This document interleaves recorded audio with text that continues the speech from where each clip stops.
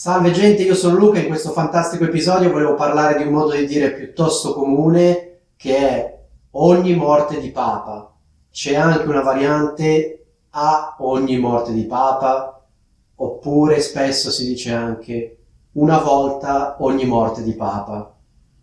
Questo modo di dire in realtà è semplicissimo da spiegare perché vuol dire molto molto raramente. Il Papa, sapete meglio di me chi è? Il Papa è il capo della Chiesa Cattolica.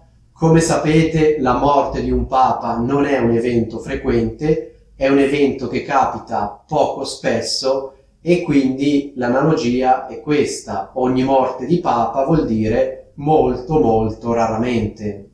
Io direi anche che ogni morte di Papa si avvicina al concetto di sporadicamente, cioè in pochi casi eccezionali, in modo infrequente, cioè veramente pochissime volte in un dato intervallo di tempo. Per esempio, se qualcuno mi chiede "ma Martina la vedi ancora?", io posso rispondere ad esempio sì, la vedo ancora, ogni tanto ci vediamo.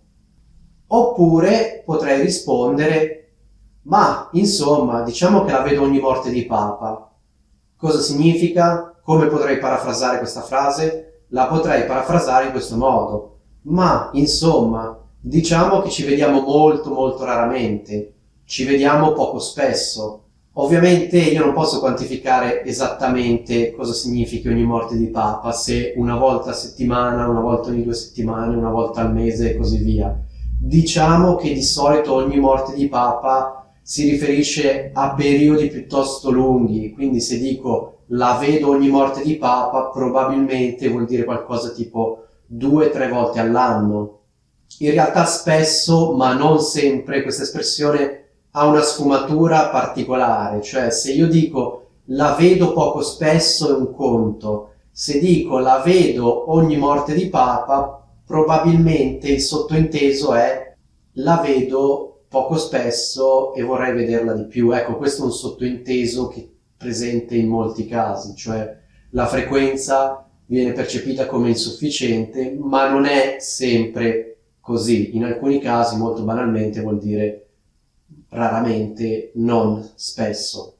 Quindi se dovessimo disporre le espressioni che indicano la frequenza lungo una linea immaginaria, avremmo sempre, molto spesso, spesso, a volte, ogni tanto, che sono grossomodo sinonimi, poi ci mettiamo raramente, molto raramente, poi ci mettiamo ogni morte di Papa, quindi ogni morte di Papa è tra molto raramente e mai o quasi mai, quindi c'è molto raramente, ogni morte di Papa, che è sinonimo di sporadicamente, in casi eccezionali, poi c'è quasi mai e poi c'è mai.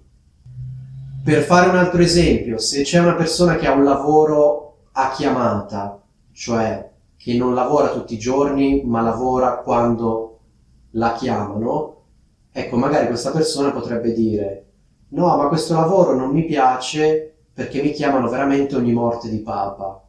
Cosa significa? Significa non mi chiamano spesso, ok? Mi chiamano raramente, quindi, però c'è anche una sfumatura del tipo non mi chiamano quasi mai, vorrei essere chiamato più spesso, però non mi chiamano e in sostanza non mi chiamano praticamente mai. Ecco, questo è ogni morte di Papa.